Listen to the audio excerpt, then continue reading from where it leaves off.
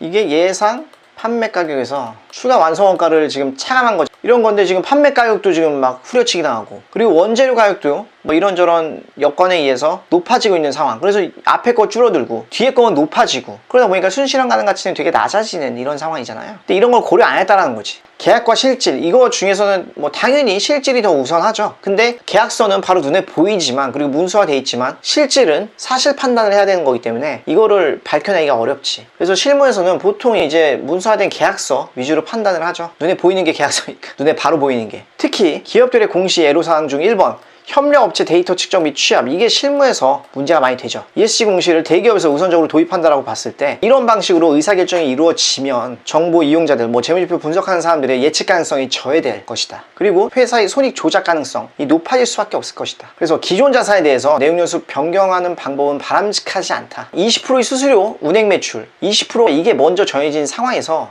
이거 한 4% 정도 먹겠다라고 해놓고 이거를 3번 끼워 맞추기식으로 이런 순서로 결정한 거 아니냐. 그래서 가맹계약, 업무제휴 계약대로라면 카카오는 무조건 20%와 16%의 차이인 4%를 먹는 구조다. 그렇기 때문에 이 업무제휴 계약 수수료 16%는 매출에 연동되어 있는 리베이트 성격이다. 실질에 비춰봤을 때 두 계약은 사실상 하나의 계약이고 반강제적인 거다. 그래서 연말 기준으로 봤을 때 의무가 존재하고, 그리고 자원의 유출 가능성이 높고, 그리고 금액을 신뢰성 있게 추정할 수 있으므로 지금 1월에 와서 추정이 가능해졌다라고 봤을 때 금액이 뭐 차주별로 다 나왔겠죠. 그래서 이것을 BS1류 사건으로 봐가지고 충당부채, 기타 영업비용, 그리고 뭐 특별 충당부채 이런 식으로 회계 처리를 해놓는 게 맞다는 거죠. 차변에 이거, 대변에 이거. 지금 대략 한 10군데 중에 8군데는 매출액이나 영업이익이 다 추정치에 비해서 안 나온다라는 거죠. 즉 기업 가치를 너무 뻥튀기 한 거 아니냐. 지금 상장한 데들 한 10군데 중에 8군데가 추정치에 비해서 실제치가 너무 안 나와 라는 이런 문제가 있다 보니까, 그만큼 이런 게 심해지면 기업이 성장할 것으로 믿고 투자한 투자자들이 손해를 볼 수밖에 없겠죠. 10,000원의 공모가였어. 근데 9,000원보다 더 낮아졌다. 이러면 이 주식을 투자자가 야 이거 증권사 니네가 다시 사, 니네가 뻥튀기 했으니까 니네가 다시 사 라는 게 풋백 옵션이에요. 그래서 IFRS상 종속기업들의 배당 결의 시 배당 결의를 하면 지배기업인 한전은 미수배당금 그리고 배당금 수익을 인식하게 되는 거다. 자, 이렇게 회계 처리에 꽂히면 이게 자산이, 유동자산이 늘어나니까 자산이 늘어나고 수익이 늘어나고, 그러니까 자본이 증가하겠죠. 잉여금이 증가하는 거잖아. 결산이 이렇게 친다면. 그래서 회사가 있고 SPC가 있고 그리고 투자자가 있어. 그래서 자산을 이렇게 넘겨. 매출채권을 넘기고 이걸 기초로 증권을 발행해. 매출채권, 뭐 영어로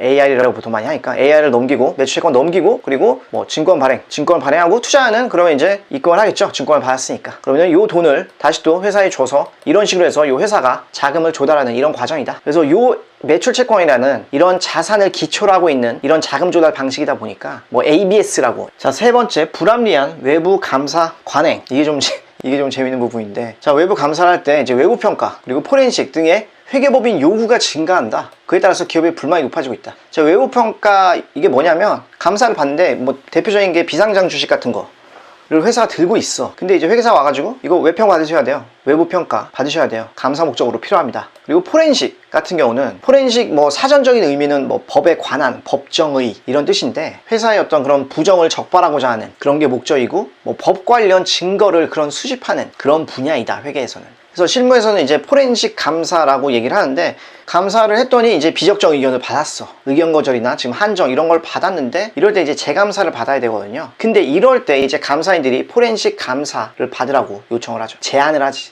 그냥 재감사로는 좀 어려울 것 같고 포렌식 감사 받아보시는 게 어떻겠어요? 라고 이제 회사 측에 제안을 하는 거야. 그래서 이런 것도 어떻게 보면 실무적으로 좀 판단이 쉽진 않죠. 동일한 매출 계약서를 쓴 건데, 계약서 상으로는 이 대리점이 충분히 마음대로 처분하거나 양도할 수 있다 라는 걸 근거로 삼아서 지금 매출을 잡고 매출 원가를 잡은 건데, 실질적으로는 매출이 아니라고 본 거지. 왜냐? B사한테 재매입 약정이 실질적으로 있다라고 보기 때문에